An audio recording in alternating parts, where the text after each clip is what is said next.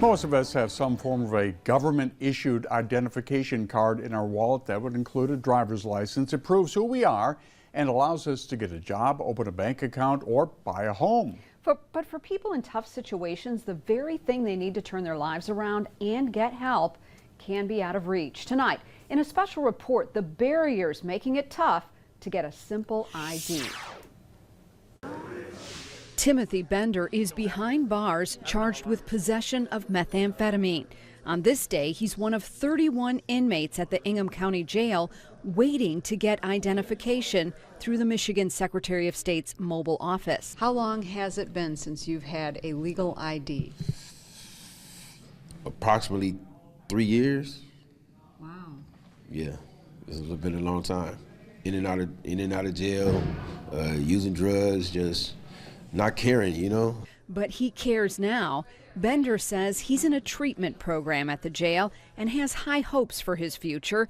Getting an ID is just the beginning. I'm able to open up doors that was closed to me. A job, for instance. I could work on getting my license back. I could, you know, get to own stuff, you know, property, you know what I mean?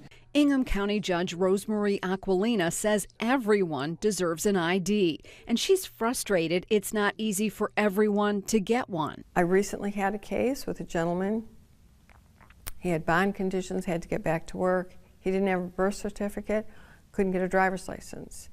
And he was donating plasma to save the money. And I said, wait a minute, we can identify you, we can arrest you, we can house you in jail. How is it I can't get you an ID? The county charges $30 for a birth record, and you need 3 pieces of identification. That can be a utility bill, a pay stub, or an insurance card. It is difficult to obtain a birth record.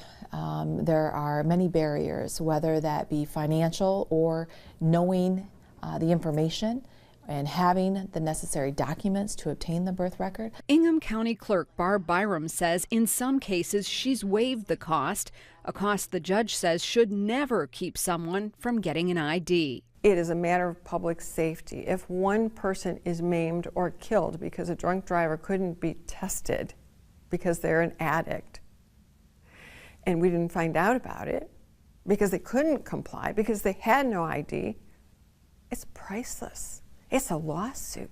It's a loss of a valuable life. What are we doing?